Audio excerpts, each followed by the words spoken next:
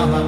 नमस्तेऽस्तु भगवन् विश्वेश्वराय महादेवाय त्र्यम्बकाय त्रिपुरान्तकाय त्रिकाग्निकालाय कालाग्निरुद्राय नीलकण्ठाय मृत्युञ्जयाय सर्वेश्वराय सदाशिवाय श्रीमान् महादेवाय नमः।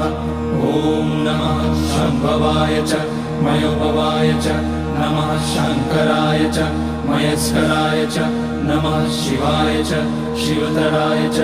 ॐ त्र्यम्बकं यजामहे सुगन्धिं पुष्टिवर्धनम् उर्वारुकमिव बन्धनान् मृत्योर्मुक्ष्यमामृतात्। नागेन्द्रहाराय त्रिलोचनाय भस्माकराय महेश्वराय नित्याय शुद्धाय दिगम्बराय तस्मै नकाराय नमः शिवाय। मन्दाकिनी सलिलचन्दन चर्चिताय नन्दीश्वर प्रमथनाथ महेश्वराय।